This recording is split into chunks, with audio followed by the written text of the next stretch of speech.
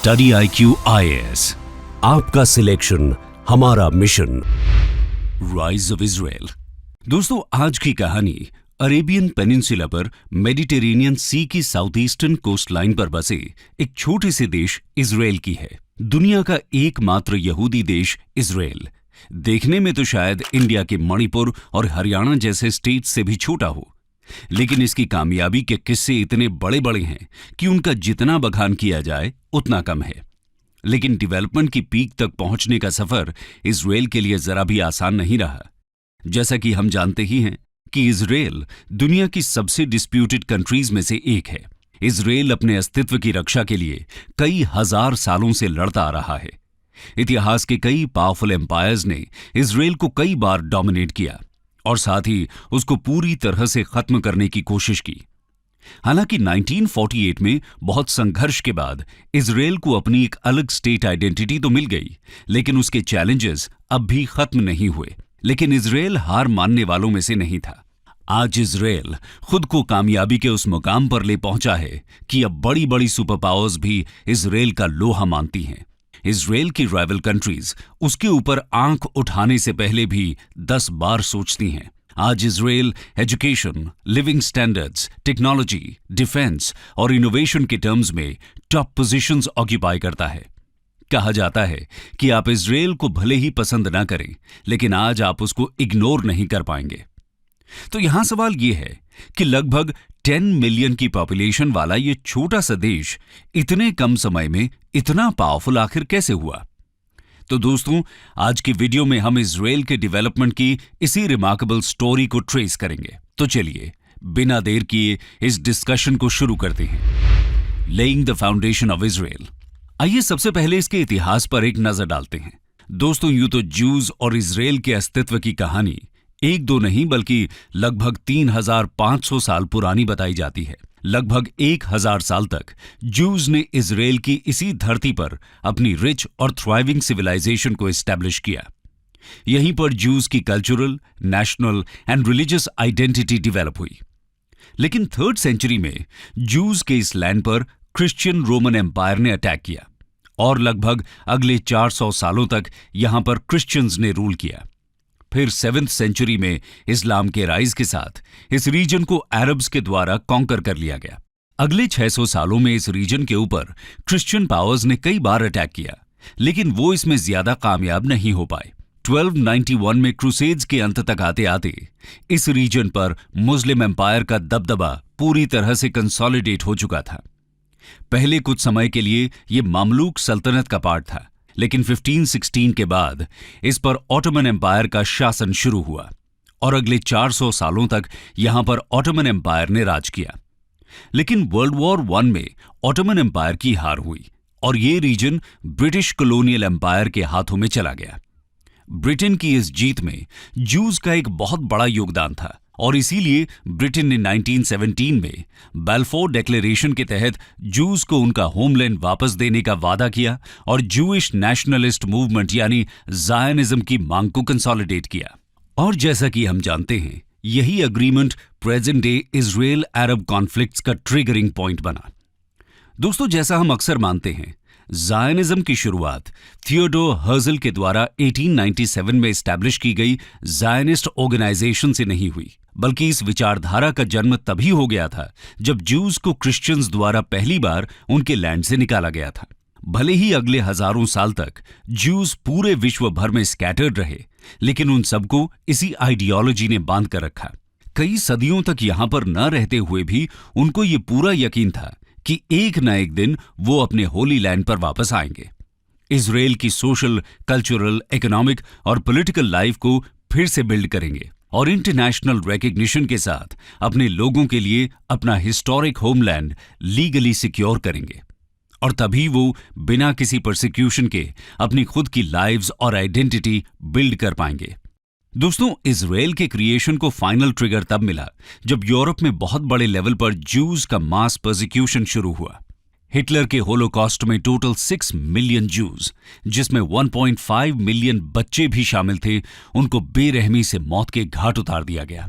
लेकिन काफी लंबे स्ट्रगल और सफरिंग्स के बाद 1948 में फाइनली इजराइल का फॉर्मेशन हुआ और इसी के साथ ज्यूज का अपने एक सेपरेट होमलैंड का सपना पूरा हुआ। लेकिन यहां गौर करने वाली बात यह है कि ऐसा पहली बार नहीं हो रहा था। जी हां, इससे पहले भी इतिहास में ऐसे कई पीरियड्स आए जब ज्यूज ने यहां पर वापस आकर अपनी कम्युनिटी लाइफ को वापस डिवेलप करने की कोशिश की, लेकिन कभी उन्हें फॉरेन पावर्स के द्वारा तो कभी अरब्स के द्वारा यहां से खदेड़ दिया जाता था। वर्ल्ड वॉर्स के बीच यहां पर ज्यूज इमिग्रेशन की कई वेव्स देखने को मिली। शुरुआती माइग्रेंट्स ने यहां पर एग्रीकल्चर और छोटी छोटी रूरल सेटलमेंट्स के जरिए एक कॉम्प्रिहेंसिव सोशल और इकोनॉमिक इंफ्रास्ट्रक्चर की फाउंडेशंस बिल्ड की। लेकिन लेटर माइग्रेंट्स ने यहां एक अर्बन लाइफ को सेटल करना शुरू किया। ये मुख्य तौर पर तेल अवीव, हैफा और जेरूसलम जैसी सिटीज में सेटल हुए और यहां पर छोटे बिजनेसेस, इंडस्ट्रीज और कंस्ट्रक्शन फर्म्स का डेवलपमेंट शुरू किया। इंटर वॉर पीरियड की आखिरी सबसे बड़ी immigration wave world war II से जस्ट पहले देखी गई। इसमें मुख्य तौर पर वेस्टर्न और सेंट्रल यूरोप के हाईली एजुकेटेड और ट्रेन्ड प्रोफेशनल्स और एकेडमिक्स शामिल थे। इनकी एजुकेशन, स्किल्स और एक्सपीरियंस ने यहां पर बस रही जूइश कम्युनिटीज के लिविंग स्टैंडर्ड्स को बहुत तेजी से इंप्रूव किया। इसीलिए ये कहा जाता है कि इन इमिग्रेंट्स ने इजराइल के पोस्ट इंडिपेंडेंट डेवलपमेंट में एक अहम भूमिका निभाई है। तो दोस्तों, जिस कंट्री को रिलीजियस बैटल्स, पॉलिटिकल कॉन्फ्लिक्ट्स और वॉर्स के लिए जाना जाता था, उसकी रूपरेखा आज पूरी तरह से बदल चुकी है। आज इजराइल मुख्य तौर पर 3 चीजों के लिए जाना जाता है। पहली है उसकी इंटेलिजेंस एजेंसी मोसाद, दूसरी उसकी आर्म्ड फोर्सेस और तीसरी उसकी इनोवेशन लेड इकोनॉमी। आइए इनको एक एक करके देखते हैं। इंटेलिजेंस। तो दोस्तों, जैसा कि आपने भी देखा, 1948 में इजराइल की स्थापना तो हो गई, लेकिन इस वजह से इजराइल के उसके आसपास बसे अरब देशों से संबंध हमेशा के लिए खराब हो गए।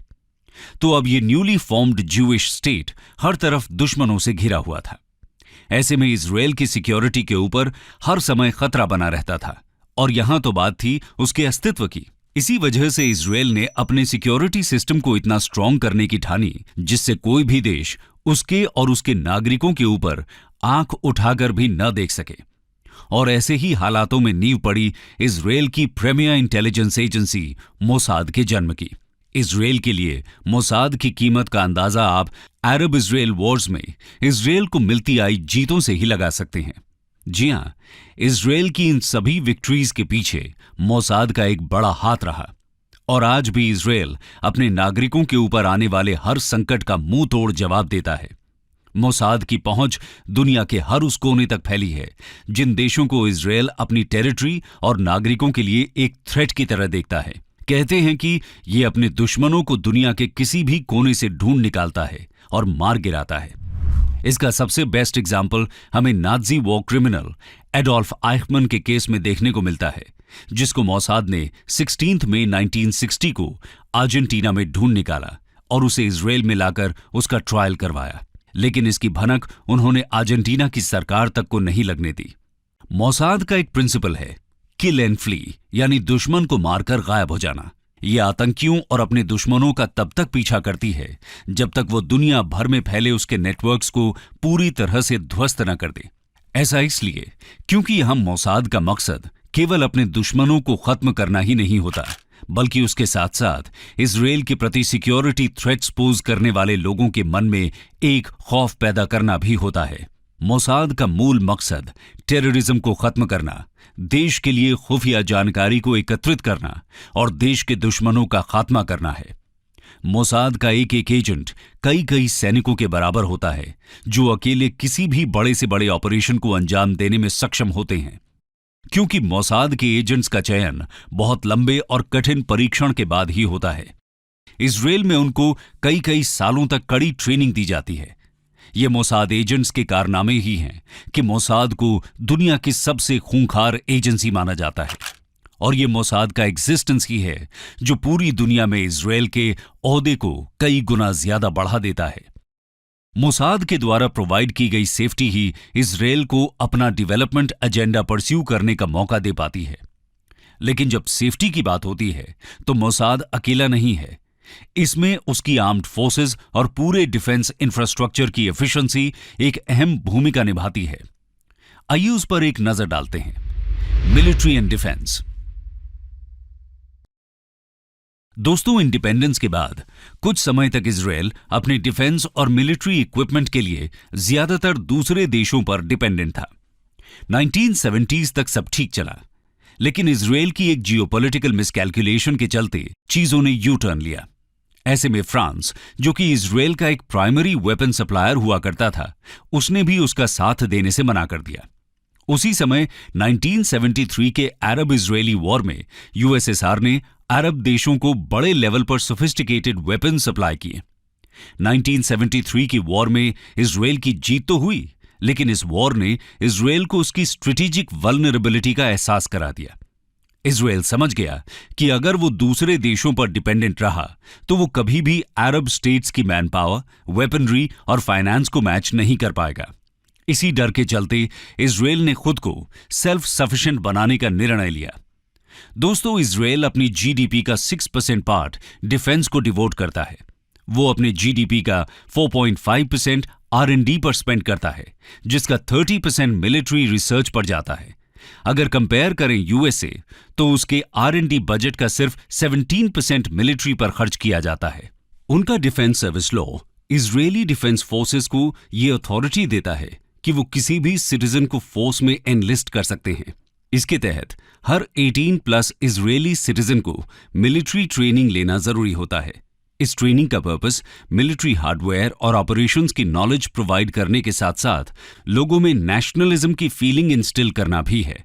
अगर इजराइल की एनुअल डिफेंस स्पेंडिंग देखें तो इसका 1/4 पार्ट यूनाइटेड स्टेट्स फंड करता है। इसी एड ने इजरायली आर्म्स इंडस्ट्री को नर्चर करने में हेल्प की। इसके अलावा इजराइल ने अपनी मिलिट्री ब्यूरोक्रेसी को इस तरह ऑर्गेनाइज किया हुआ है कि मिलिट्री कम समय और मेहनत के साथ अपनी रिक्वायरमेंट्स स्टेक होल्डर्स को बता पाती है। ये यूनिक रिफॉर्म्स आज भी केवल इजराइल तक ही सीमित हैं और आज भी इनको कहीं और रेप्लिकेट करना इम्पॉसिबल है। इतना ही नहीं, आज साइबर स्पेस मॉडर्न वॉरफेयर का एक नया बैटलफील्ड बन गया है। जब जब वॉरफेयर का रूप बदलता है, तब तब वेपनरी को भी उसी के मुताबिक ढलना पड़ता है। और इजराइल ने साइबर सिक्योरिटी के फील्ड में भी समय रहते बहुत कुछ हासिल किया है। आज इजराइल को सबसे ज्यादा थ्रेट ईरान के न्यूक्लियर वेपन प्रोग्राम से है और उससे डील करने के लिए वो अपनी एडवांस्ड साइबर वेपनरी का यूज करता है। इसका बेस्ट एग्जाम्पल 2009 में देखने को मिला, जब ईरान के सभी न्यूक्लियर सेंट्रीफ्यूजेस ने एक के बाद एक मैल फंक्शन करना शुरू कर दिया। और इसके पीछे हाथ था स्टक्सनेट का, जो कि यूएस और इजराइल के द्वारा बनाया गया एक साइबर वेपन है। स्टक्सनेट ने इरानियन सेंट्रीफ्यूजेस को हाईजैक किया, जिसके चलते कंट्रोलर्स को सेंट्रीफ्यूज मोटर्स की स्पीड को एडजस्ट करने का एक्सेस मिल गया और उसने बिना एक सिंगल शॉट फायर किए इरानियन न्यूक्लियर प्रोग्राम को हिला कर रख दिया। इतना ही नहीं, इजराइल आज वर्ल्ड के सबसे बड़े आर्म्स प्रोड्यूसिंग नेशंस में से एक है। ये यूएस और ईयू नेशंस को 10% मिलिट्री इक्विपमेंट सप्लाई करता है और लगभग 60% ड्रोन्स का डेवलपमेंट भी इजराइल में किया जाता है। और तो और इजरायली सैटेलाइट और मिसाइल डिफेंस सिस्टम की टेक्नोलॉजिकल सुप्रीमेसी आज एक हाउसहोल्ड नेम है। यहां तक कि Israel independent satellite launching capability own करने वाले दुनिया के चुनिंदा देशों में से एक है। तो दोस्तों, इन सभी स्ट्रेंथ्स के कारण दुनिया के कई देश आज इजराइल के साथ अपने डिप्लोमेटिक और इकोनॉमिक टाइज अपग्रेड कर रहे हैं, ताकि वो भी इजराइल की हाईटेक वेपनरी का फायदा उठा सकें। इसी आर्म्स डिप्लोमेसी के चलते आज इजराइल की उन देशों के साथ भी स्ट्रेटेजिक रिलेशनशिप बढ़ रही है जो कभी सोचा भी नहीं जा सकता था। फ्रांस, ब्रिटेन और अमेरिका जैसे देश जो एक टाइम पर इजराइल को रिलक्टेंटली आर्म्स एक्सपोर्ट करते थे, वो आज भारी मात्रा में इजरायली सिस्टम्स इंपोर्ट करते हैं। और इसी मिलिट्री माइट के चलते इजराइल ने जियोपॉलिटिक्स की सभी टेबल्स आज अपने फेवर में टर्न की हैं। Tech and innovation. लेकिन आज किसी भी देश को पावरफुल और स्टेबल बनने के लिए केवल मिलिट्री का होना ही काफी नहीं है। ये बात इजराइल पहले ही समझ चुका था। हालांकि इंडिपेंडेंस के समय फर्स्ट अरब इजरायली वॉर और रेफ्यूजीज के इन्फ्लोज की वजह से इजराइल की इकोनॉमी बहुत नाजुक हालत में थी, लेकिन डेवलपमेंट को लेकर उसका स्ट्रांग कमिटमेंट इन सभी चैलेंजेस के सामने बहुत छोटा था। उसने अपनी सभी कमजोरी को अपनी स्ट्रेंथ में तब्दील कर दिया। इन्होंने अपनी इकोनॉमी की ग्रोथ के लिए सबसे ज्यादा ध्यान हाई टेक्नोलॉजी, इंडस्ट्रियल मैन्युफैक्चरिंग और एग्रीकल्चरल डेवलपमेंट पर दिया। असल में इनके पास नेचुरल रिसोर्सेज तो एकदम ना के बराबर थे, लेकिन इनकी पॉपुलेशन के पास स्किल सेट भी था और अपने देश के लिए कुछ कर दिखाने का जुनून भी। बस फिर क्या था, इजराइल ने अपनी पॉपुलेशन की इन्हीं स्ट्रेंथ्स को मजबूत करना शुरू किया। उन्होंने अपनी अनएम्प्लॉयमेंट रेट्स को कट करने के लिए एजुकेशन और टेक्नोलॉजी सेक्टर में जमकर इन्वेस्टमेंट किया। उन्होंने देश में एक स्ट्रॉन्ग एजुकेशनल इंफ्रास्ट्रक्चर के साथ साथ एक ऐसा इकोसिस्टम तैयार किया जहां पर ऐसे नए कटिंग एज आइडियाज को बूस्ट मिले। इजराइल का एजुकेशन सिस्टम नेशनल हॉलमार्क बन गया। पहले वो किसी भी प्रॉब्लम के सॉल्यूशन को लोकल लेवल पर टेस्ट करते और जब वो सक्सेसफुल हो जाती तो उसको दुनिया भर में एक्सपोर्ट किया करते थे। देश में इंटरनेशनल इन्वेस्टमेंट्स बढ़ाने के लिए इजराइल ने कई अट्रैक्टिव वेंचर कैपिटल प्रोग्राम्स भी स्टार्ट किए। ये फंड्स मनी के साथ साथ एक्सपर्टीज और कॉन्टैक्ट्स भी लेकर आते थे। इजराइल की इकोनॉमिक ग्रोथ देखते हुए Bill Gates, Warren Buffett, Donald Trump, Carlos slim जैसे बड़े बड़े बिलियनर्स ने भी इजराइल की कंपनीज में खूब इन्वेस्ट किया। 20th सेंचुरी के एंड में फॉर्मर यूएसएसआर से मिलियन ऑफ ज्यूज वापस इजराइल माइग्रेट कर गए। ये हाईली एजुकेटेड इमिग्रेंट्स अपने साथ जिस साइंटिफिक और टेक्निकल एक्सपर्टीज को लेकर आए, उसने इजराइल के टेक्नोलॉजी सेक्टर में 4 चांद लगा दिए। इन्हीं डेवलपमेंट्स की वजह से यहां पर हाईटेक कंपनीज का कॉन्सेंट्रेशन बढ़ता गया। इन सभी फैक्टर्स का नतीजा है कि इजराइल के पास यूएस के बाद सबसे highest number of startup companies हैं। इजराइल आज के समय में हाईटेक स्टार्टअप्स का हॉटस्पॉट बन चुका है, जिसके चलते इजराइल को अरब वर्ल्ड की सिलिकॉन वादी के नाम से भी जाना जाता है। यूएस और चाइना के बाद नैस्डैक पर सबसे ज्यादा इजरायली कंपनीज देखने को मिलती हैं। आपको यकीन नहीं होगा कि Intel, Microsoft, Apple, Google, Cisco, Facebook, PayPal, Amazon और न जाने कितने बड़े बड़े टेक टाइकून्स अपनी research and development centres Israel में इस्टेब्लिश करते हैं। जी हां, इन कंपनीज के जो भी प्रोडक्ट्स या सर्विसेज आप यूज करते हैं, उसका जन्म कहीं ना कहीं इजराइल में ही होता है। R&D सेक्टर इजराइल के जीडीपी और एक्सपोर्ट्स में सिग्निफिकेंट कॉन्ट्रीब्यूशंस प्रोवाइड करता है। इजराइल की इंजीनियरिंग और इनोवेशन की सक्सेस का सबसे बड़ा एग्जाम्पल हमें उसके एग्रीकल्चर रेवोल्यूशन में देखने को मिलता है। ये उसके इनोवेटिव इकोसिस्टम का ही कमाल है कि उसने खुद के एरिड डेजर्ट्स को लश ग्रीन फील्ड्स में तब्दील कर दिया। एक डेटा के अनुसार आज इजराइल $2 बिलियन की एग्रीकल्चर प्रोडक्ट्स एक्सपोर्ट करता है। आपको बता दें कि कॉटन का प्रॉफिटेबल एग्रीकल्चर इजराइल की टेक्सटाइल इंडस्ट्री की सक्सेस का एक बड़ा सपोर्टर रहा है। एक समय पर यह इजराइल का सेकंड लार्जेस्ट एक्सपोर्टिंग सेक्टर बन गया था। इजराइल के materials Marks and Spencer, Victoria Secret, Walmart, Ralph Lauren और कैल्विन क्लाइन जैसे बड़े बड़े टाइकून्स को सप्लाई होते थे। इतना ही नहीं, 1920s में कई इकोनॉमिस्ट्स ने यह वार्न किया था कि इजराइल जैसा डेजर्ट रीजन वाटर शॉर्टेज के कारण 2 मिलियन से ज्यादा लोगों को सस्टेन नहीं कर पाएगा। वो दिन था और आज का दिन है। इजराइल ने वाटर शॉर्टेज की प्रॉब्लम का ऐसा सॉल्यूशन निकाला है कि पूरी दुनिया इसके सस्टेनेबल वाटर प्लान की तारीफ करते हुए नहीं थकती। उसने दुनिया के सबसे ड्राइएस्ट रीजन में लोकेटेड होने के बावजूद अपने लिए वाटर की अनलिमिटेड सप्लाईज इंश्योर की हैं। इसके साथ साथ उन्होंने इसके प्रॉपर डिस्ट्रीब्यूशन और वेस्ट वाटर मैनेजमेंट के भी सभी कोड्स को क्रैक किया।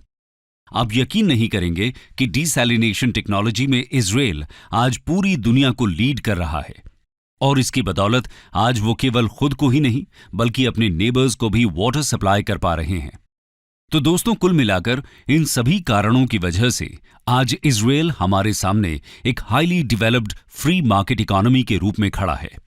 इजराइल की प्रॉस्परस और एडवांस्ड इकोनॉमी की बदौलत ही आज वो एक वेलफेयर स्टेट, एक powerful modern military, modern infrastructure और एक हाई टेक्नोलॉजी सेक्टर को सस्टेन करता आया है।